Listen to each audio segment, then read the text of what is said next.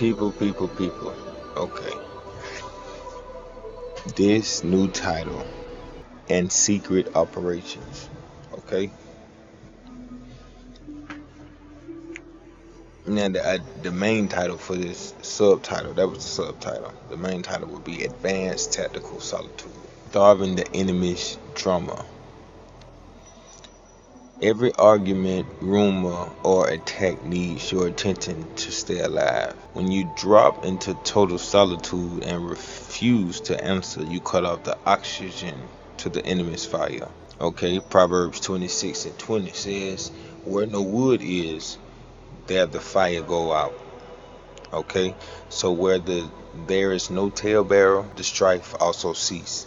Okay, the Bible proves that battles stop when you stop feeding them. You don't have to fight every dog that barks at you. Jesus stood completely silent before Herod. He didn't argue because he knew his silence was more powerful than their questions. Now stop defending yourself to people who want to misunderstand you.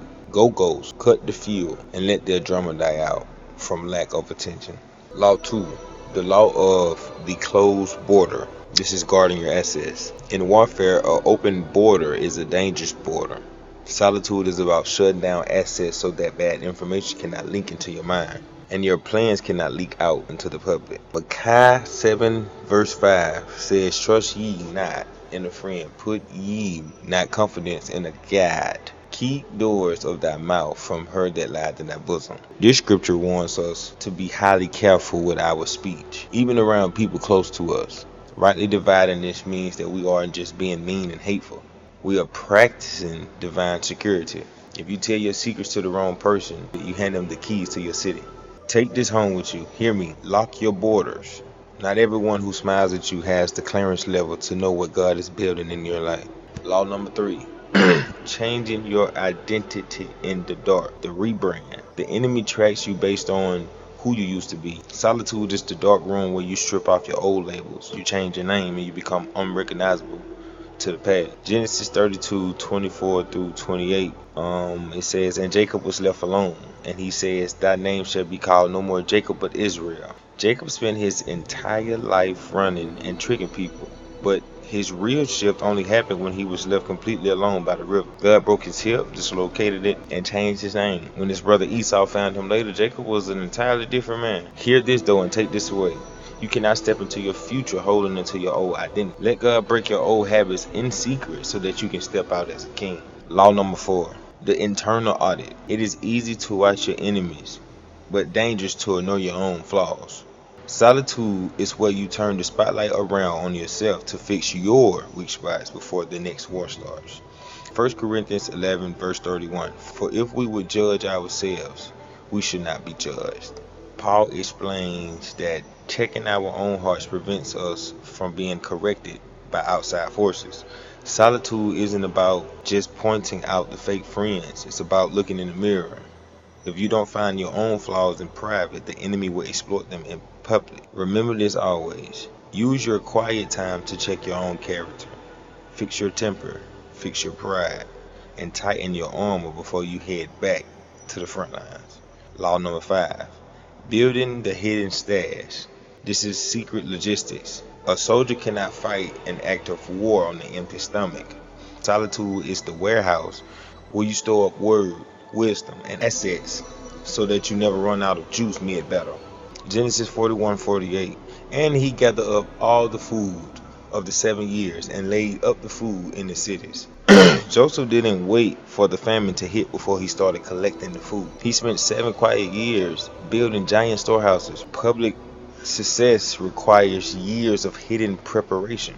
You cannot manage a major breakthrough if your spiritual storehouse is totally empty. Remember this, stop trying to look big on the outside when you are empty on the inside. Spend time in private storing up real power, knowledge, wisdom, and faith. Law number 6. Killing emotional manipulation.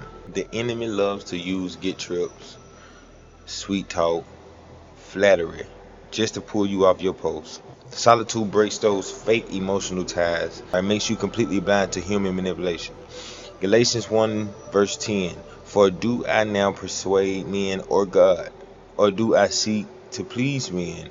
For if I yet please men, I should not be the servant of Christ.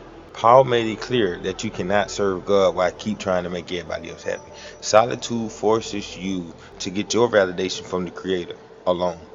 Once you stop caring about human approval, the enemy loses his greatest hook in your life.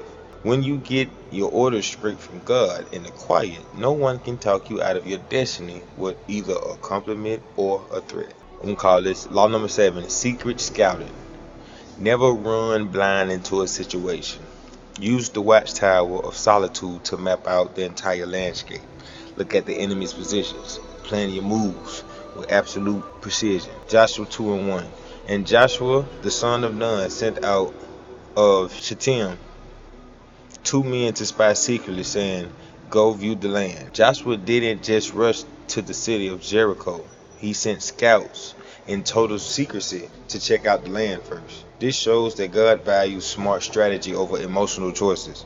Solitude gives you the high ground viewpoint to look at your businesses, to look at your family, to look at your spiritual assignments before making a move. Slow down and look ahead. Always spend time researching, observing, and praying in private so that your public moves land with maximum power. Okay?